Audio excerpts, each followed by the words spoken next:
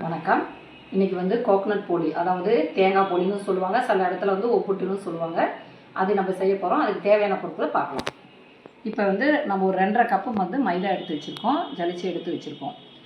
இது வந்து ஒரு 3 கப் அளவு தேங்காய், 2 தேங்காவை வந்து துருவி வச்சுருக்கோம். 3 கப் அளவு இருக்குது அளவில். அதான் இந்த கப்பில் 3 கப்பு. இந்த கப்பில் 2.5 கப்பு மைதாவும் எடுத்து வச்சுருக்கோம். அதே மாதிரி இதில் வந்து நல்ல 1 கப்பு கோபுரமாக வெல்லம் எடுத்து வச்சுருக்கோம். அதாவது கார்டம் பவுடர், அது ஏலக்காய் தூள் வந்து தேவைக்கேற்ப போட்டுக்கலாம். கீ எடுத்து வச்சுருக்கோம் தேவைக்கேற்ப. மஞ்சத்தூள் டர்மரிக் எடுத்து வச்சுருக்கோம். அப்புறம் சால்ட்டு நம்ம வந்து ஒரு 1/2 ஸ்பூன் போட்டுக்கலாம் பிசையக்குள்ளே. அப்புறம் வாட்டர் எடுத்து வச்சுருக்கோம், அதை மிக்ஸ் பண்ணலாம். வாங்க பார்க்கலாம். ஃபஸ்ட்டு மைதா மாவு எடுத்துக்கிட்டோம். இதில் ஒரு 1/2 ஸ்பூன் அளவுக்கு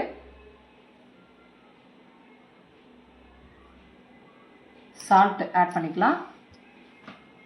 இதிலே வந்து ஒரு 1/4 ஸ்பூன் அளவுக்கு மஞ்சத்தூள் போட்டுக்கலாம். 1 ஸ்பூன் அளவு கீ போட்டுக்கலாம்.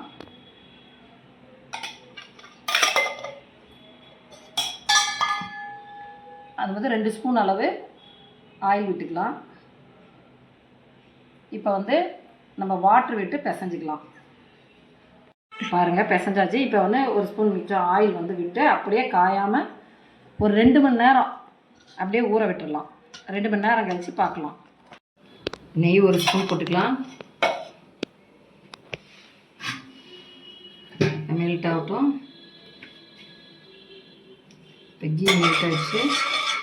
நம்ம வந்து தேங்காய் துருவல் போட்டு நல்லா ரோஸ்ட் பண்ணி எடுத்துக்கலாம். வந்து நெய்யில் வறுத்தாச்சு. இப்போ இறக்கிக்கலாம். பாருங்கள், கடாயை வச்சாச்சு. இப்போ 1 கப்பு வெல்லம் போட்டுக்கலாம். 1/2 கப்பு வாட்டர் விட்டுக்கலாம். இது கரைஞ்சதை வடிகட்டிக்கலாம். பாருங்கள், வடிகட்டிக்கலாம்.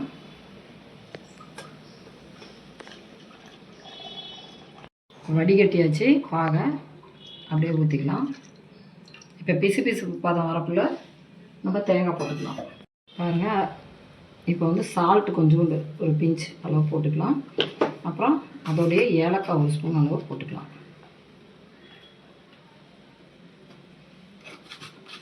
இப்போ பாருங்கள், பிசு பிசுப்பு பதம் வந்துருச்சு. இந்த டைமில் நம்ம தேங்காய் எல்லாத்தையும் கொட்டு கிளறி இறக்கிக்கலாம். பாருங்கள், இந்த மாதிரி உருண்டை ஊட்டிட்டு மைதா மாவில் இந்த மாதிரி ஸ்ப்ரெட் அவுட் பண்ணிக்கோங்க. கையில் நெய் தடவிக்கோங்க. இப்போ வந்து இந்த மாதிரி உருண்டை உருட்டி வச்சுருக்கோம். இதை வந்து இதில் சென்டரில் வச்சுருங்க. இப்போ நம்ம பேக்கெட் பண்ணுற மாதிரி அப்படியே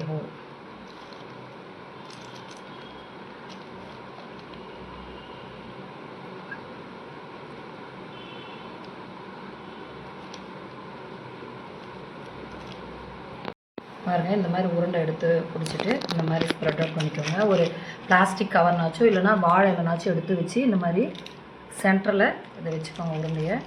இப்போ வந்து நம்ம கொழுக்கட்டைக்கு பண்ணுறோம் இல்லைங்களா, அந்த மாதிரி இப்படி வச்சுட்டு நல்லா ஃபுல்லாக பண்ணிவிட்டு தட்டிட்டு இதை சுற்றி எக்ஸ்ட்ரா மாவு இருந்தால் அப்படி எடுத்துருங்க. அவ்வளோதான். இதை அமுத்திட்டு பக்கத்தில் நெய்யோ எண்ணெயோ வச்சுக்கோங்க. நான் நெய் வச்சுருக்கேன். இப்படி வந்து ஸ்ப்ரெட் அவுட் பண்ணிவிட்டு அப்படியே தோசைக்கல்லில் போட வேண்டியது தான். போடக்குள்ளே காமிக்கிறேன். பாருங்கள், தோசைக்கல் சூடு வச்சாச்சு. சூடு ஏறிடுச்சு. இந்த டைமில் நம்ம ஒரு 3 கூட போட்டு எடுத்துக்கலாம். இந்த பெருசாக இருக்குது தோசைக்கல். சின்னதாக இருந்தால் 1 போட்டு எடுத்துக்கோங்க.